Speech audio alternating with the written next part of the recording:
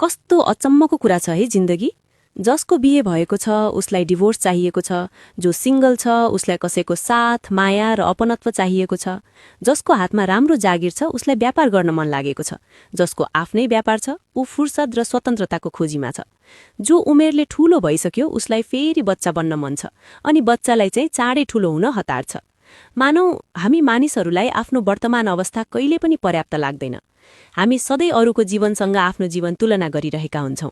अरूको घाँस हरियो देखिन्छ, आफ्नै आँगन सुक्खा लाग्छ। अरूको खुशी देखेर आफूलाई दुखी ठान्छौं, तर उनीहरूको दुःख देख्न सक्दैनौं। यही तुलना गर्ने बानीले हाम्रो मनलाई असन्तुष्ट बनाइदिन्छ। जे छ त्यसको मूल्य बुझ्नुको सट्टा जे छैन त्यसैको पछि दौडिरहन्छौं। यसरी दौडिरहँदा हामीले आफ्नो आज बिर्सिन्छौं, अहिलेको क्षण गुमाउँछौं।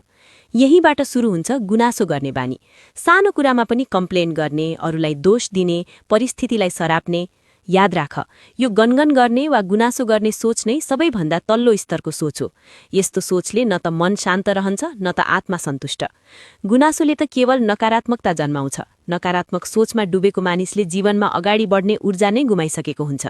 जब हाम्रो मन गन्ज्याङ गुन्जुङ अवस्थामा रहन्छ तब हामीले सुख र शान्तिको अनुभूति गर्न सक्दैनौं। बाहिर सबै कुरा ठिकठाक देखिए पनि भित्र सधैँ असन्तोष हुन्छ। प्रगति त टाढाको कुरा, अहिले जे छ त्यसैलाई पनि इन्जोय गर्न सक्दैनौं।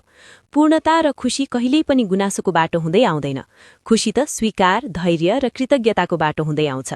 त्यसैले आज तिम्रो जीवनमा जे छ जस्तो छ त्यसैलाई स्वीकार गर्न सिक। सबै कुरा एकैचोटि पाउनु नै खुशी होइन। कहिलेकाहीँ अभावले पनि जीवनको महत्व सिकाउँछ। पीडाले पनि मानिसलाई बलियो बनाउँछ। संघर्षले नै जीवनलाई अर्थ दिन्छ। यदि आज तिमी संघर्षमा छौ भने पनि निराश नहौ, त्यो संघर्ष नै भोलिको बलियो आधार बन्नेछ। कृतज्ञ हुन सिक। बिहान आँखा खुल्दा सास फेर्न पाएकोमा धन्यवाद देऊ। हात खुट्टा चलेकोमा धन्यवाद देऊ। परिवार, साथी, छिमेकी जे छ त्यसैको मूल्य बुझ। सधैँ अझै चाहियो भन्ने सोचभन्दा बाहिर निस्केर यति भए पनि पर्याप्त छ भन्न सिक। जब तिमी कृतज्ञ हुन थाल्छौ तब तिम्रो मन आफै हलुका हुँदै जान्छ। भगवानलाई धन्यवाद देऊ र अलिकति धैर्य गर। समय सबैको जीवनमा बराबर चल्दैन। कसैको बिहान चाँडै आउँछ, कसैको ढिलो, तर बिहान सबैको आउँछ। धैर्य राख्ने मानिस कहिल्यै खाली हात रहँदैन। समयसँग लड्नुको सट्टा समयलाई बुझ्न सिक। त्यसपछि हेर तिम्रो जीवनको संसार कसरी बदलिन्छ।